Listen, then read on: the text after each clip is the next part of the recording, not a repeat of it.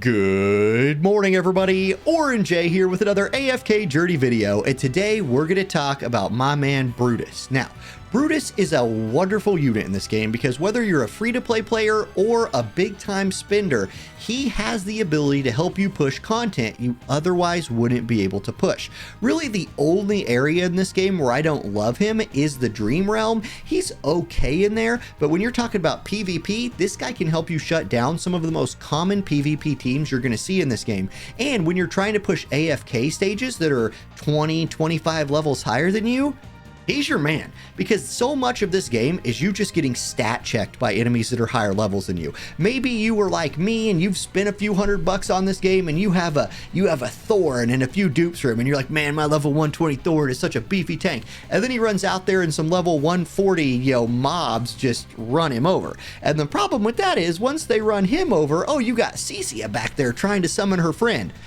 She's not going to tank very long if Thorn just got run over. Maybe you got Rowan trying to get everybody their ults off. No, he's dead. Maybe you have Smokey trying to, AoE heal, or whatever you're trying to set up behind your tanks. If your tank dies and those mobs just cut through him, they're going to cut the rest of your team in half. This man right here shuts that down. His skill Indomitable gives him 5 seconds of invulnerability after he takes his first fatal blow. So he's kind of tanky anyway. I mean, he's technically sort of a tank in this game. He can taunt, he runs out there, gets aggro, dies because he will die, but then he gets to live for 5 more seconds and hold that aggro. In that way, he's better than somebody like Thorin. Thorin gets to come back to life after he dies, but he drops aggro when he goes into his resurrection phase.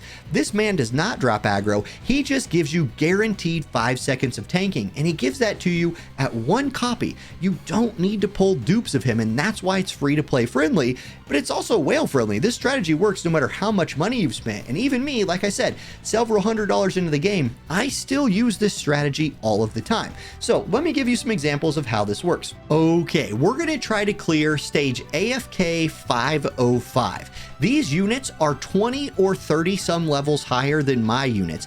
I'm going to split their aggro between my best tank right here and Brutus. Now, Brutus will be able to come out here and not die for at least a little bit, allowing hopefully my Cecilia to have a chance to summon. And in fact, I'm going to switch my healer out for Rowan because I need to get that summon off early. And my Rowan can use his health potions to try to sustain us. And I need my Vala to start jumping around and assassinating people. I'm going to have her target this guy in the back line right here.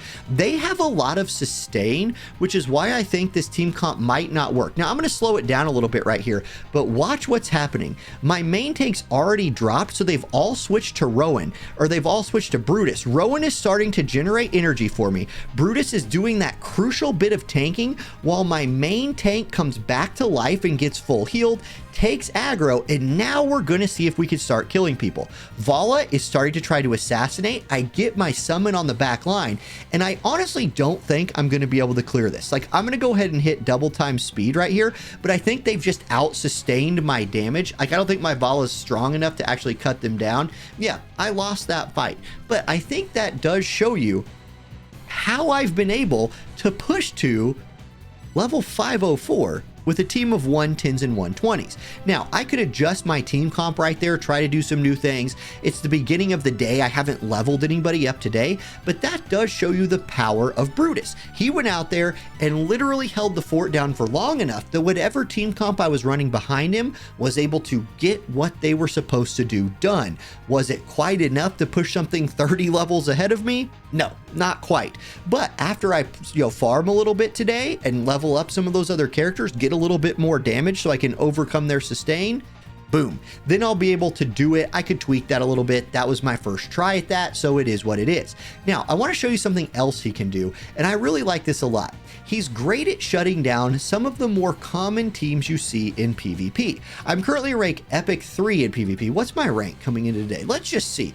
That'll be kind of fun. Let's flex this a little bit. 19th. That ain't bad. 19th. I don't know what challenge match qualification is. That's a cool thing. I want to get there at some point. But anyway, one of the teams you see that he's not particularly good against, I have 215k power. This guy's 212. Let me see what comp this dude's running. Is he running assassins? No, oh yeah, he is. He's running an assassin. So look, there's his Vala right there, level 114.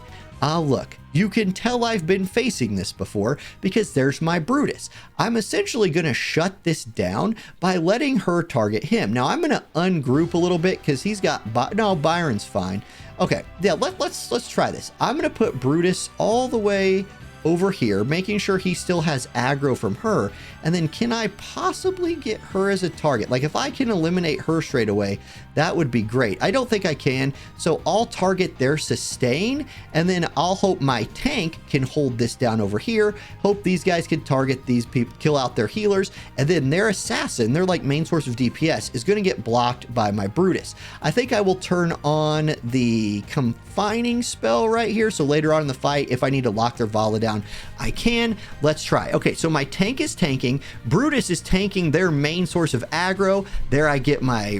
Oh, okay, a little bit unlucky. I actually had Brutus die just slightly too fast right there, but he still did tank their Vala for a really long time, and now my Vala gets ahead of theirs and kills her. So that was pretty fast. Did you see what happened? Brutus was not immediately killed by their assassin.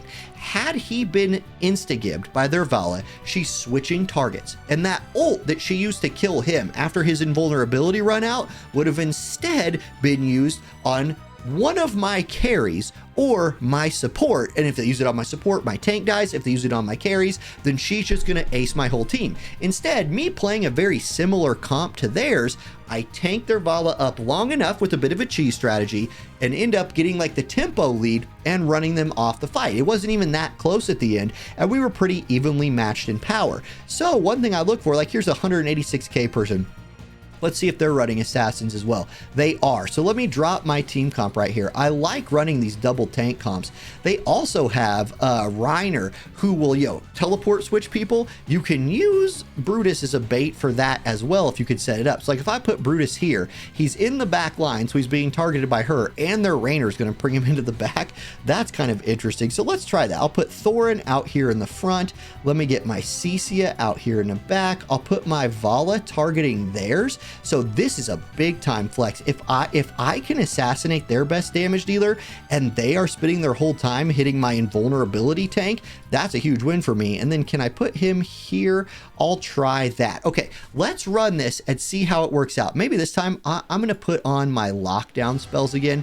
I do like that one in PvP if it gets late and it's like a 1v1 with carries. I think that could be pretty clutch. So let's hit battle. And then I'm going to slow this down to 1x speed. So you can see their assassin jumps into the back line. Now, I get a little bit unlucky here because Reiner teleported my girl or my tank to the back. She didn't, or Brutus didn't end up tanking Vala. Instead, their Vala was able to go hit mine. So that's a bit unlucky. It's something to keep in mind. But I am able to get my Cecia. My Cecia is untouched. And so she's able to summon, ends up locking down their Vala, and I barely end up keeping mine alive, like 1 HP. So I used him in a different way that time. He was bait for the teleport and switch. He went back there, teleported and switched, and tanked their whole team for a long time while, in his invulnerability state. And then my team had that tempo lead, came back and won. So there you go. That's kind of how you can use that guy. Feel him out, like bait out what you can with his invulnerability. And he's sort of a little bit of a hack to help you push some things or win some fights in PvP that you otherwise might have trouble winning. All right. Thank y'all for watching. I hope this video was helpful. I've been using Brutus like that for days now and having a lot of success. So I hope you can too. Have a nice day, everybody. I'll catch you next time. Peace.